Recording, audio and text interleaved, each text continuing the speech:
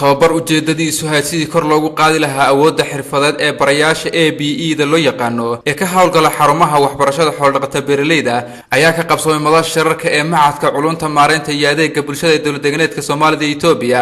tababarkan uu soo diyaariyay xafiiska waxbarashada dowlad-deganeedka Soomaalida iyo Itoobiya ayaa waxaa furay kooban ka soo jeediyay madaxweyne ku-xigeenka ahna wasiirka xafiiska waxbarashada ee dowlad-deganeedka Soomaalida iyo Itoobiya Mudane Mawlid Hayr Xasan, isagoo xubnihii ka soo qayb galay tababarkan oo ka kala socday 9 degmo kula dardaarmay inay gudbiyaan aqoonta iyo xogta ay ka heleen tababarkan isla markaana gaarsiiyaan xirfadlayaasha kale ee shaqo wadaagta yihiin ee ku sugan dugsiyadii ay ka yimaadeen.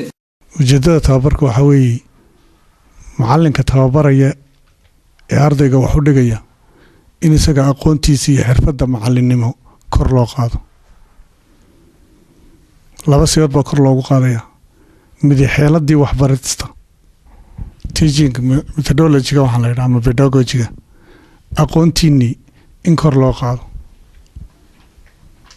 midna in aqoontii idinka laftigiini tababarka shaqada dhexdeeda leedinku dhex tababaro.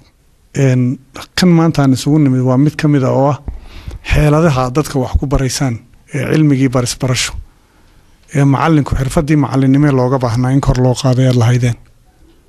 marka anu waxaan idinku dardaarayaa muddada halkan tababarka aad ku jirtaan inaad tababarka si adag u qaadataan.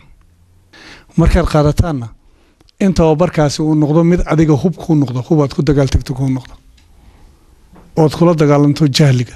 waxaa kaloo isna madashii tababarkan ka hadlay ku-xigeenka wasiirka xafiiska waxbarashada dowlad-deganeedka Soomaalida iyo Itoobiya Mudane Cabdigeedi Aadan oo isna sheegay ahmiyadda uu tababarkan u leeyahay hawl fududeeyaasha dugsiyada ABE-yada ka hawlgala. u dadaalayna wax loo qabanayo bulshadeena xoolo dhaqatada in saboolnimada lagala halgamo targetka ugu weyn weeyaan waxbarashada ay helaan dadkeena xoolo dhaqatada. marka dadkeena xoolo dhaqatada maanta in aad natiijada aad xagan ka heshaan cilmigii aad falkii aad ku bedeshaan ayaan ku tartaarmay. tababarkan ayaa waxaa ka soo qayb galay hawl fududeeyaal taradoodu dhan tahay 50 qof oo ka kala socday degmooyinka Jigjiga, Tulli Guuleed, Awbarre, Araaso, Dhagax Buur, Burqad, Sheegoosh, Erar iyo Dambal oo ka kala tirsan gobolada Faafan, Jarar, Qorraxay